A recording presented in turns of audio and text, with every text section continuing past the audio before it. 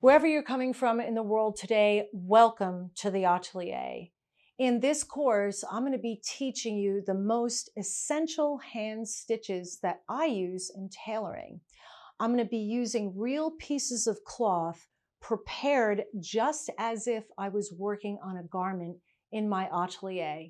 I'm going to show you the technique, and then I'm going to show you where it's used within a garment. So you actually get to know the stitch from a technical standpoint, but also from where you can expect to see it.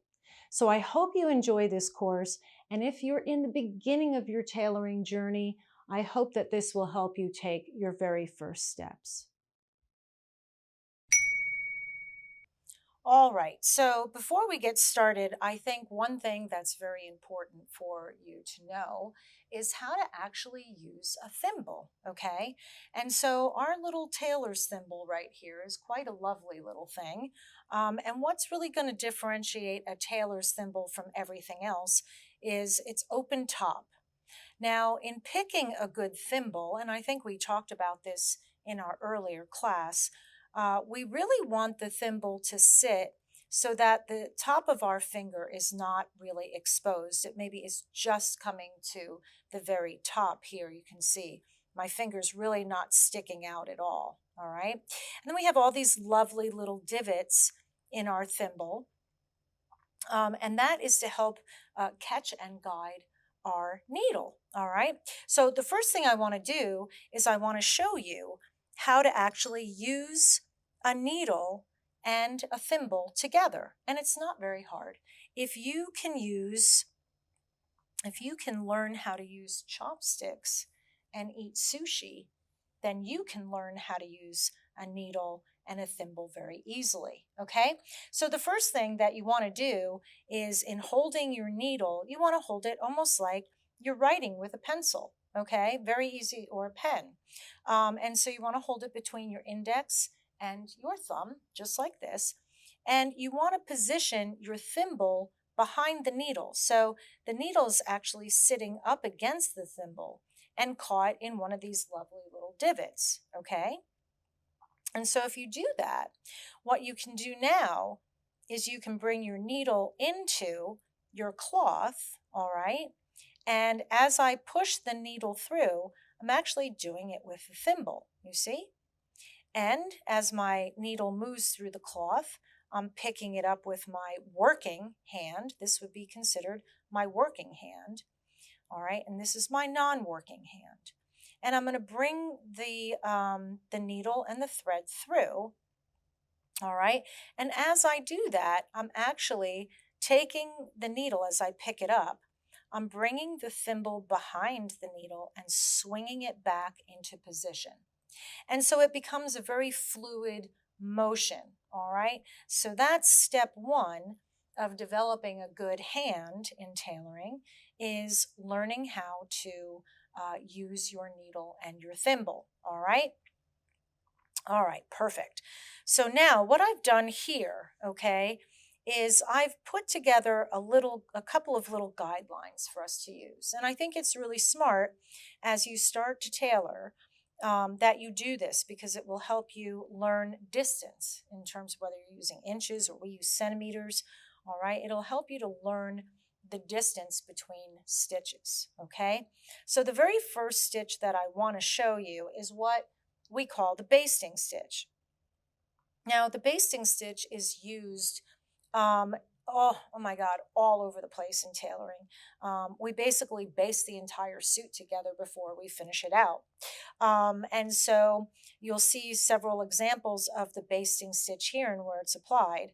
And it's very simple. What we do is we're going to bring our needle into the cloth, all right? And we can tack it off if you want. Sometimes we tack, sometimes we don't. More times than not, we tack, okay? And so I'm just going to tack this off, meaning I'm going to secure it so the thread can't continue falling out, all right? And I'm just going to come up to this next little guide. And as you can see here, I've got maybe about a half centimeter that I'm picking up in between my stitch, okay? So this is obviously here, this is the length of my stitch, okay?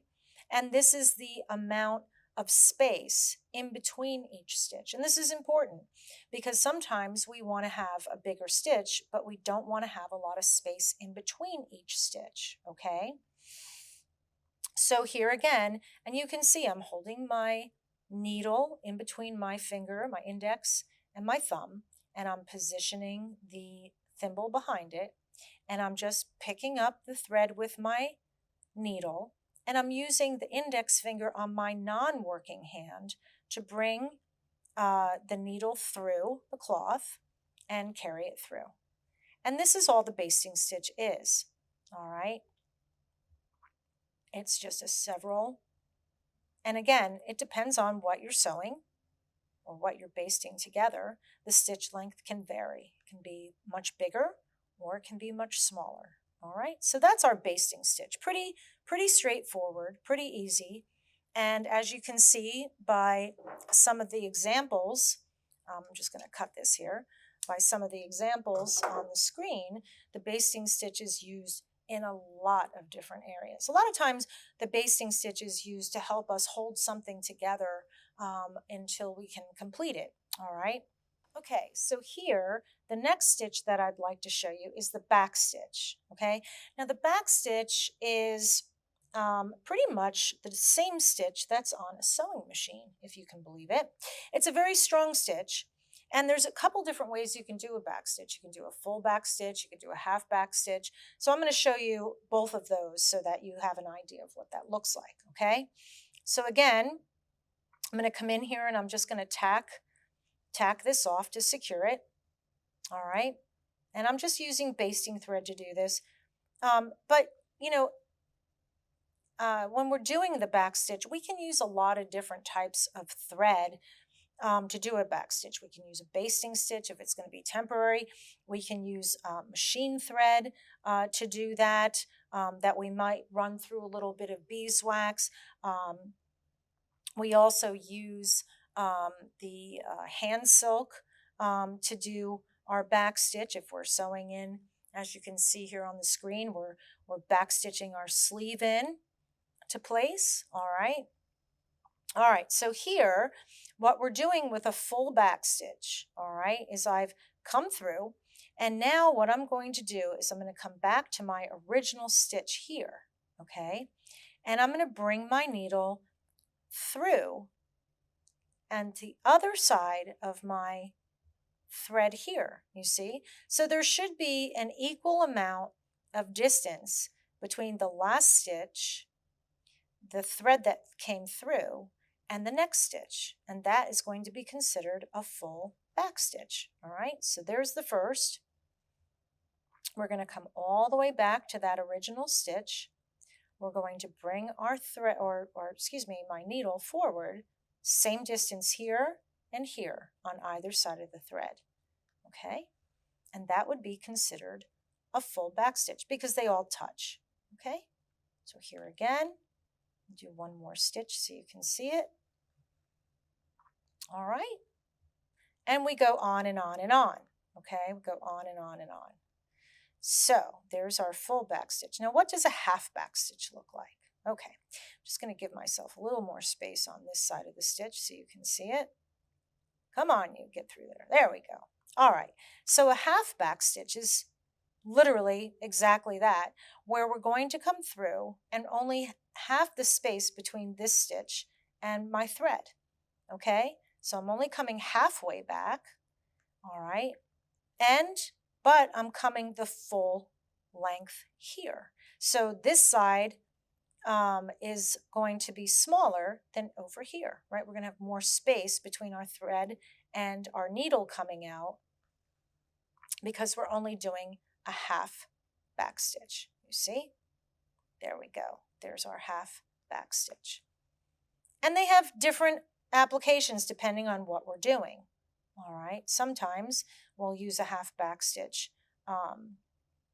For example, here on our screen, you can see there's a half back stitch being done to sew in our sleeve head roll. All righty. All right, so there's our back stitch. right, the next stitch I want to show you is a chain stitch. And in order to do that, I'm going to hold my cloth vertically here. All right, we're going to work vertically. And I should mention too, as I've done both my basting stitch and my back stitch, okay, I've worked with a single layer of thread. Now, 99% of the time when you're basting, that will be the case. You won't double your thread up and knot it, okay? With the back stitch, it just depends. You may or may not work with your thread doubled up on a back stitch. It just depends on where you're working. In this particular case, the chain stitch, all right, we absolutely work with our thread on the double, okay? And we actually knot our thread, all right, to begin. So we're going to put a nice knot in there, like so, okay? And what I'm going to do is I'm going to come up from the bottom, and this chain stitch is really applied in one specific area on our jacket, and that is around our armhole, or what we call the armscye, okay? We do that to create what's called a roped sleeve. So why we do that is to secure the armhole so it doesn't stretch over time. So here, in order to perform the chain stitch, what we're going to do is make sure that our thread is always off to the side of our non-working hand, all right? So that means if you are right-handed, the thread is always going to be over here on the left. If you're left-handed, it'll be on the right. And what we're going to do is we're going to take, we have to hold our hand underneath the cloth at this point. We're going to come in, and where I left off at my last stitch right here, I'm going to bring my needle in, and I'm going to come down maybe about a centimeter or about 3/8 of an inch, okay? And bring my needle through the loop. Okay, so we're going to see we made a loop, and we're just going to pull that loop nice and tight, okay? And we're going to continue to make our little loops just like this and forming a chain. So that's our chain stitch. And again, you can see here on the screen a great shot of me working on a chain stitch for an armscye. All right. So here is our lovely chain stitch. Now, of course, I'm sure you've seen the chain stitch be applied in other areas, other sewing areas, not just in tailoring. But this would be the one area that we would use this. Okay. So we just keep going on and on and on with our chain stitch here. It's very easy to do. Okay. Most of the time, we're not going to have too much difficulty with this stitch. We would make a guideline, as you can see from the video I showed you. I have a guideline that I'm following to work around the armscye. All right, so it's a pretty easy stitch to execute, just like the basting stitch and the back stitch, okay? Just want to make sure that you don't get things all screwed up like I just did. Here, there we go. Just pull that through like so. There we go. Alrighty, so that is our chain stitch. Perfect. All right, now we're going to start getting into some stitches that are just a little bit more complicated. And the first stitch that I want to show you is a cross stitch, okay?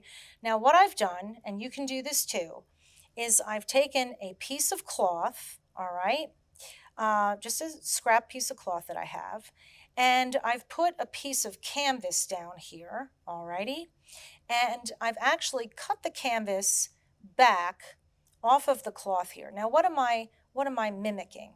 Well, in tailoring, when we're shaping the front of a garment, say a waistcoat or a jacket, we actually use this method where we cut back our canvas, all right, and we put what's called a piece of biased lining tape down, all right? Because eventually what we're going to do is we're going to fold this little piece of fabric or cloth back to form our edge, okay? And we want to have a nice piece of bias lining tape here to help us transition.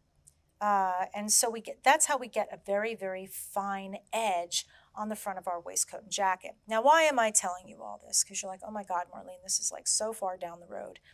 No, but it is important because many, many times in executing a cross stitch, what we have to accomplish is we have to accomplish going through the edge tape and going through the canvas, but not going through the cloth. All right.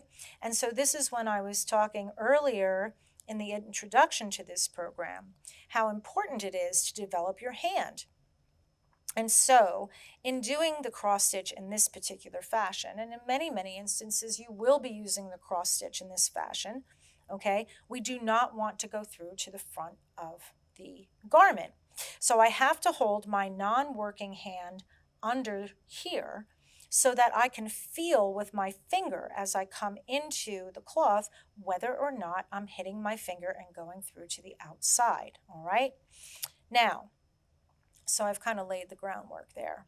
Now, the cross stitch, okay, is executed from left to right. It's the one stitch that is executed in that fashion, okay? So we're going to start over here, and we're just going to tack this off. Now, look how I'm holding my needle and my thimble, okay? I'm bringing my needle I'm not coming into the cloth like this, okay? I'm bringing my needle into the cloth where I'm pushing down until I feel the needle just touching my finger, okay? Just barely, just some pressure is what I'm feeling. And then I'm pulling the cloth or the bias lining tape and the canvas up, okay? Now, what I'm feeling on the other side here is the cloth is not leaving my finger. I can feel the pressure of the needle, okay, pulling the canvas and the bias tape up away from the cloth. That's what I'm really looking to feel, okay? If I can feel that and I don't feel the cloth moving away from my finger, I know that I've executed the stitch properly, all right? So here, I'll push this through. All right, and I'm just going to tack this off. Okay. All right, so that's one. So what we're really looking at is how to apply the stitch properly and how to do the stitch all at the same time. So we've tacked it off. Now what I want to do is where I've ended here, I'm going to bring my needle down and just underneath the bias lining tape, I'm going to bring it back slightly. I'm just going to pick up the canvas, okay? Just the canvas here, all right? Bring that through, just like that. And then where I left off down here, I'm going to bring my needle up and over. I want to be in line with that last stitch, okay? And again, I want to pick up the canvas and the bias lining tape only. Actually, I could move that stitch over just slightly. There we go. All right.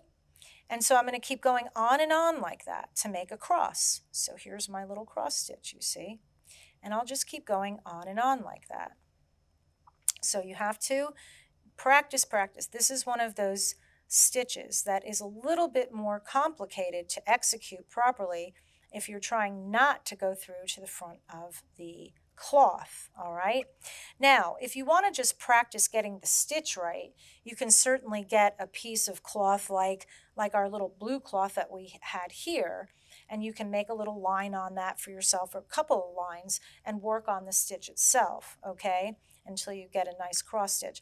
And then work on the actual application of it by putting 3 layers together like I have here and executing the stitch in this fashion, okay? So here again, we're coming through, All right.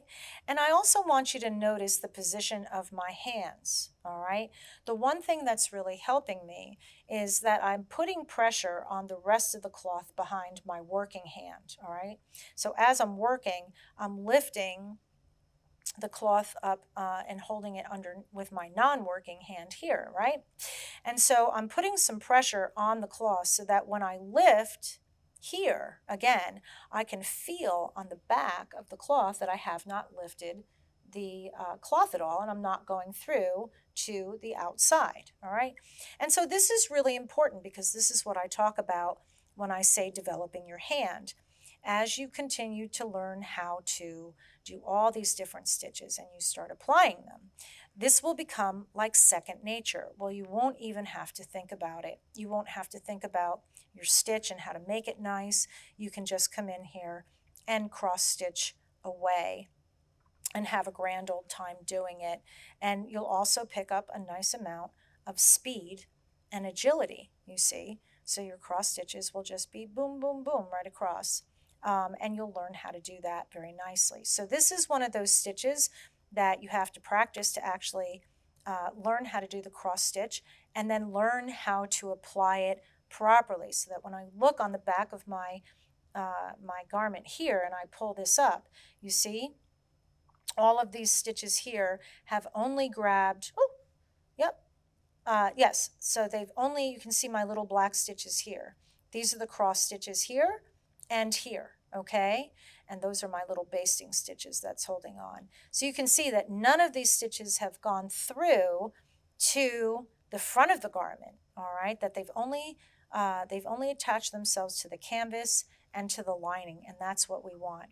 And this is a really great way to train yourself, is to get scrap pieces of cloth like this and just sit down and do some cross stitching and then check and see how many stitches did I make that went through. Hopefully not too many, all right? So that's your cross stitch, and that's one way that you'll apply it. And as you saw here in the video, I showed you a little clip where I was actually working on the front of, I think it's either a waistcoat or a jacket, and actually applying this so it looks just like that, all right? All right, the next stitch that I want to show you is called a pad stitch. Now this stitch, you can see there's a lot of pad stitches here. This is a an undercollar that I had worked on earlier, and I use it to show students how to actually do a pad stitch properly, okay?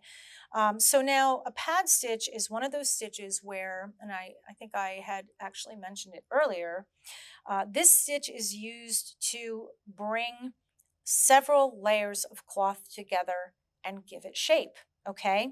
So you can see my collar is very flat because I've pressed it out. But when I originally was pad stitching this collar, it actually was all rounded. And even though I've pressed it, the shape will never leave the collar. You know, all these pad stitches in the shape I gave it will never leave the collar. In fact, I can press this and shrink it and so forth and so on, and give it the shape that I need. All right. So, but when in this particular instance, we have two layers of cloth. We have a linen. This is a stiff linen, and what's called melton. And what I'm trying to do is I'm trying to give this undercollar shape, right? So the way we're going to go about doing a pad stitch, all right, you can see I've got pad stitches here. Our pad stitches are graduated, if you will. So we never do, you can see we've got a pad stitch here and then here and here and here, all right? So what we're doing is we're staggering these stitches with one another, all right? So the first thing I'm doing here is I'm just going to pull my thread through. And what I'm using, and more times than not when we pad stitch, we use machine thread that's been run through some beeswax, okay? And again, you can see I'm working on the single. We run it through some beeswax and we press it. All right, we want this thread to be very, very thin because we don't want to be able to feel it on the outside of the garment. Okay, so now if I bring the undercollar around my finger, this is what's going to give it shape. And you can see, I always start out and I give myself, this is when I first started the collar, I actually came in and gave myself a guideline. And I like to do that because it makes it very easy to just come in. And once I have my first guideline, everything else falls into place. This is a wonderful way to learn how to pad stitch and make everything nice and neat so you feel good about it. All right. And if you want to do this, my stitches are about 1 centimeter apart here. All right. So here what I'm doing is kind of the same idea with the cross stitch. I'm taking and I'm bringing my needle into the linen. All right. And I don't want to see a stitch on the outside of the melton. So as soon as I start to feel that needle on my finger, I immediately bring it back up and through. All right. And now I'm just going to let that stitch lay there. I'm not going to pull it real tight. I don't want it to be a tight stitch. Okay. And now I can move up to my next stitch here. And again, I don't want to see a stitch on the outside of my melton. And because melton is very, very thick, okay, it's pretty hard to go all the way through with your needle. You have to really be trying. But hopefully, and if you can't, you can see here, we have all these little dimples. And if I just go over this with a little bit of chalk, you can see all the little dimples that were formed by the pad stitches. Okay, see all those?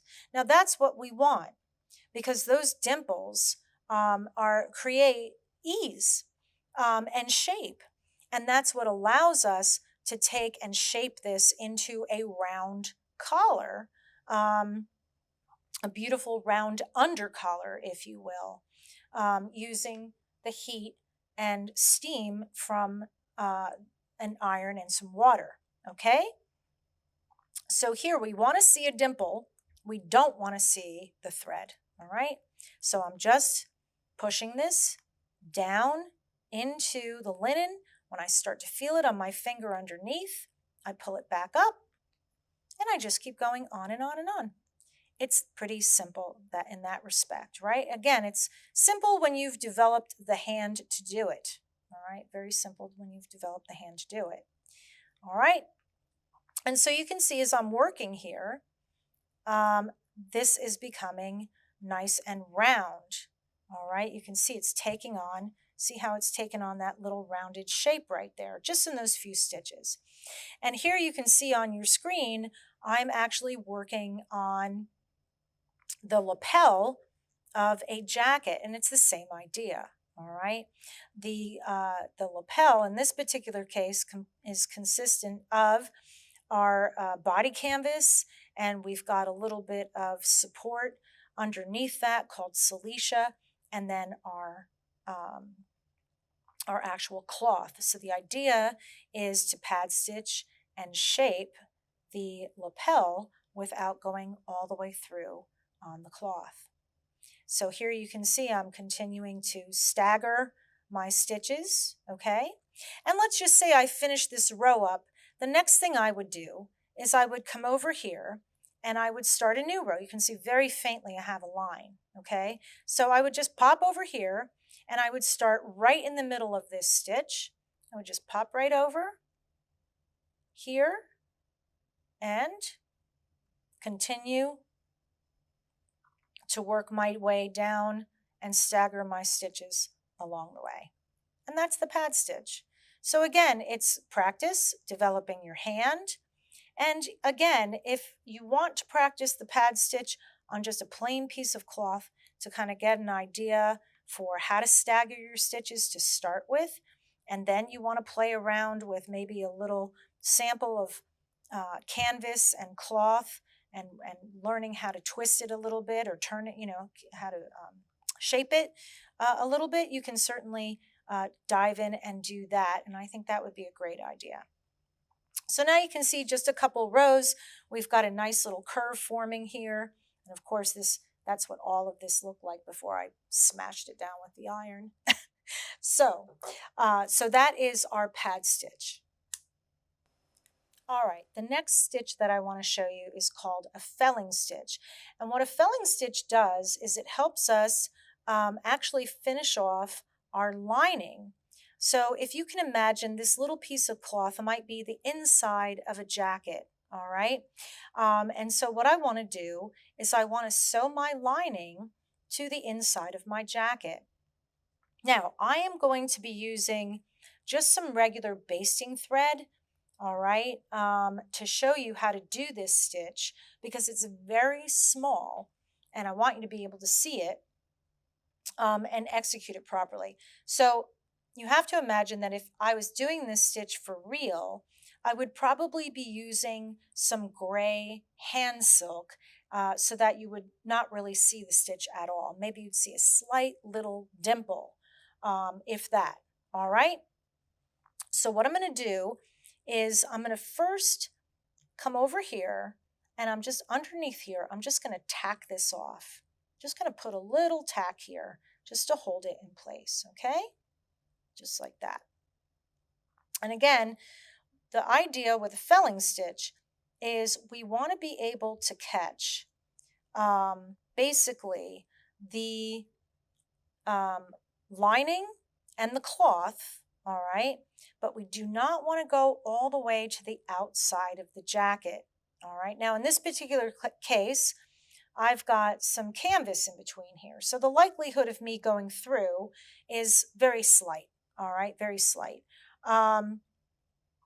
But if you were working with, say, just the cloth on the end, maybe it might be where the length is turned up.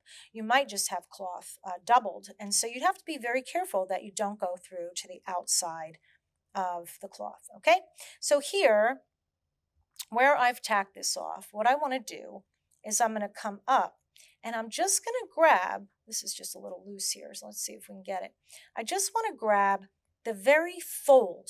Can you see here how I've just gone through the very fold of the lining, okay? And I'm coming in directly above where I tacked my stitch, okay? So I've just caught the very edge of my lining. And then what I'm going to do is see where my last stitch is here. I'm going to come in right above that, okay? Just above that. I'm going to skim the underside of my cloth here. So I'm going just under the cloth, not the canvas, not to the outside. And I'm going to pick up the edge again of the lining, okay? And so what you're left with is a very, very tiny stitch that is barely detectable, okay? Now, you would want to keep your stitches relatively close in doing this, all right? You can see a very tiny, tiny bit of my white thread. And if this was gray, you would not see really anything at all right? So the trick is to come in directly above the last stitch, maybe slightly underneath the lining to hide it, come through the cloth, pick up the very, very fold of the lining, okay? And come through. And that's it. That's your felling stitch. So it takes a bit of practice because it does, you want to get right on top of that last stitch there, come through the cloth, pick up just the very, very, very fold here and pull it through, okay? So you can just see there's just like these little teeny weeny dots. And that's okay if you see a little dot. That's no big deal. If you had gray thread, you'd barely be able to see that at all. You'd see maybe just a very small impression. And so you can see in the video that I'm showing you where I'm fell stitching some lining, and it's I believe I'm using some gray thread, so you can barely see it. All right. Now, in some cases, you would be holding this like we did when we were doing the cross stitch, okay? You'd want to hold this in your hand. And again, you'd want to use a little bit of pressure on the cloth here with your working hand and feel underneath to see if you were coming through to the outside with your non-working hand, your index finger. And you would just keep going on and on and on until all of your lining was beautifully attached to your inside of your jacket. We do a lot of fell stitching when we make a jacket or a waistcoat, because this is how we pretty much attach all of the lining to the inside of the jacket. So it's you'll get quite a bit of practice when you get to the tailoring parts of this program in doing that. All right. And so that's our felling stitch. Now, if you want to try this stitch out and execute it, all you need is a little bit of cloth. All right. You don't even need to have the canvas. You can just take a piece of cloth and fold it over and baste a piece of lining, fold that over and baste a piece of lining and practice doing your fell stitch with a little bit of lining and cloth, and that's all you'll need. Perfect. All right. The next stitch that I want to show you is called a blind stitch, and this stitch is applied mostly to the hem or the length of a jacket or skirt. There's actually blind stitch machines out there, but we as tailors are stubborn and we like to do things by hand. But the blind stitch machine actually replicates this stitch exactly. It's pretty cool and it's undetectable. So that's the idea. We want this to be an undetectable stitch on the outside of the garment.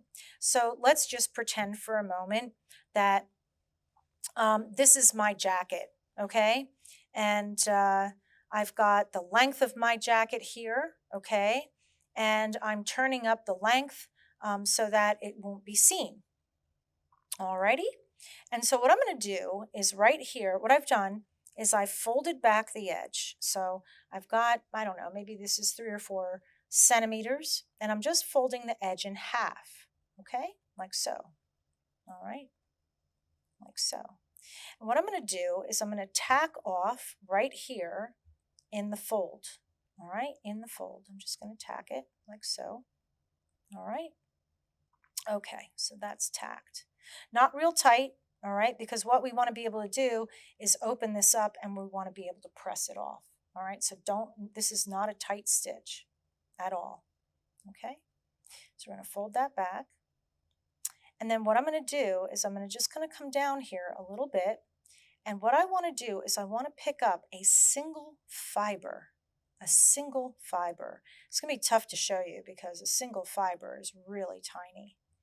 If I can bring it up to the camera close enough for you to see that little teeny weeny fiber right there in my needle. You see that?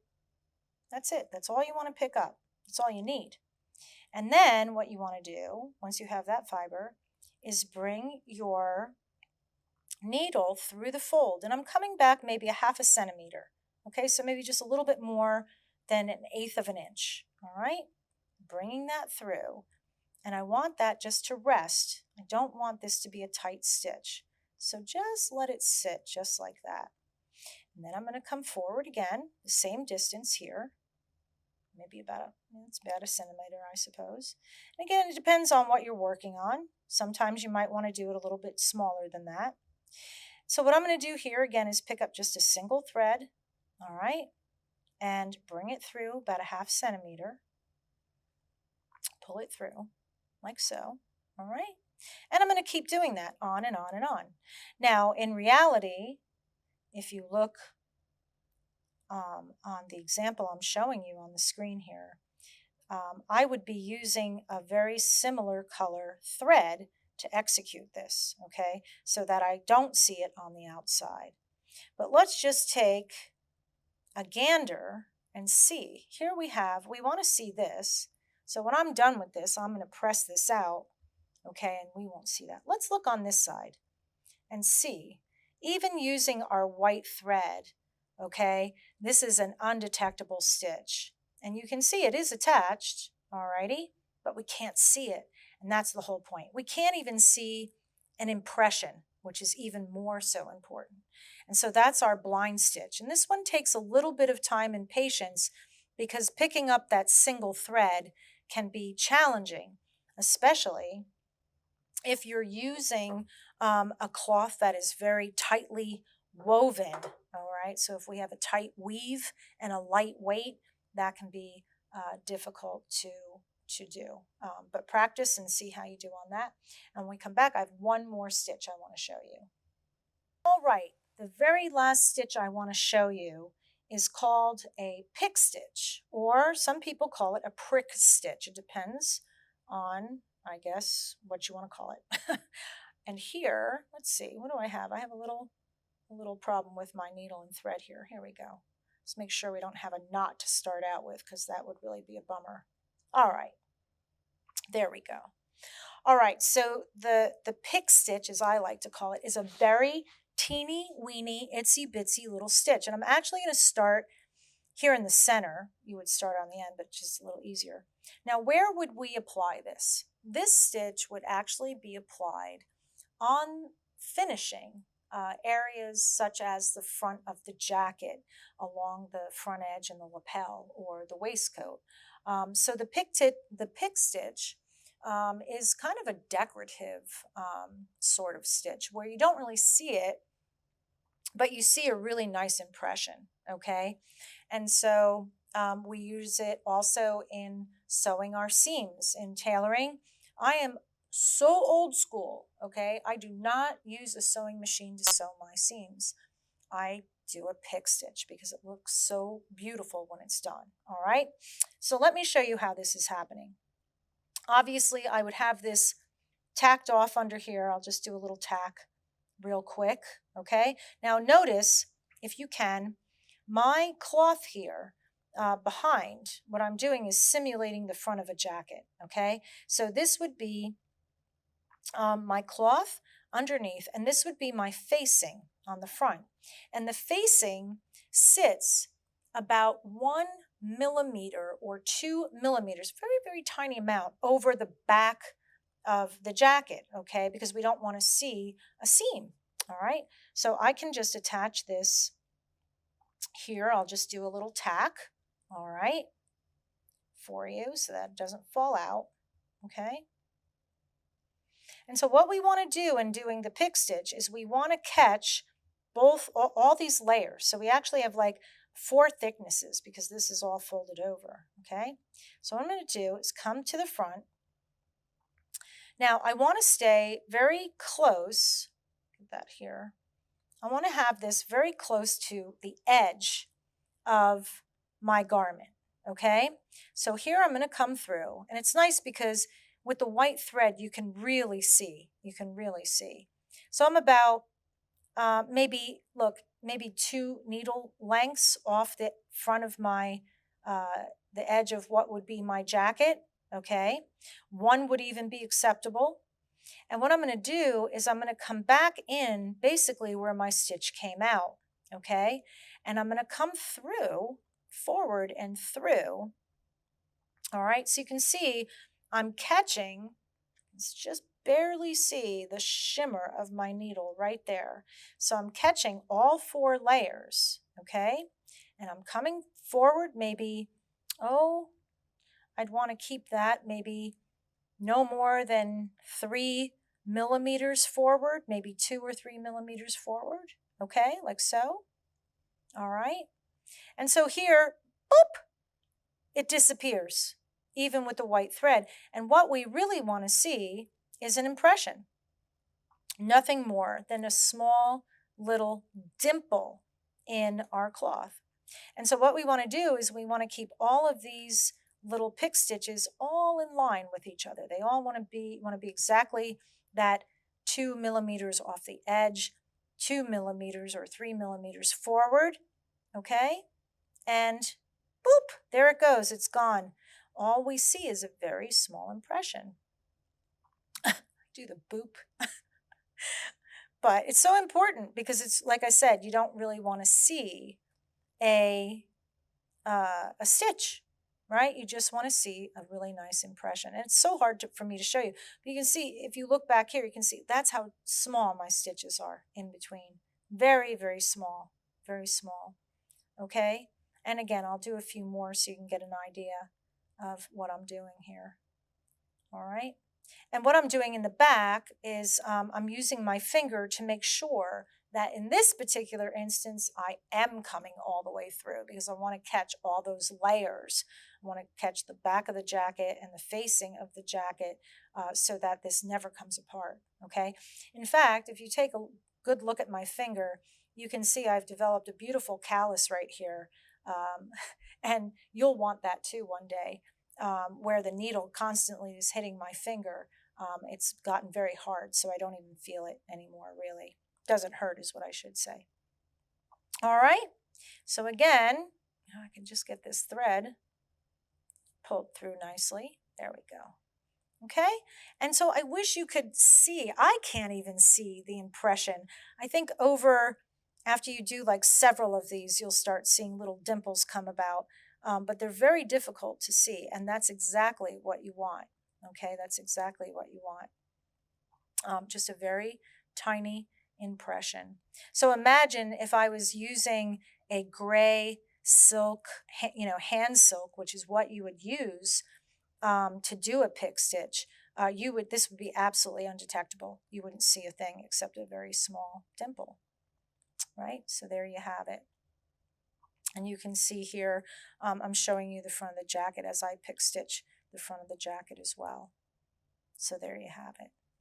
All right, so those are all of the hand stitches that I have to show you. Thank you for joining me in the atelier today. Remember that hand stitches are the foundation of fine tailoring. So practice them often, be patient with yourself, and I promise you will develop a tailor's hand. So I hope you'll join me next time in the atelier.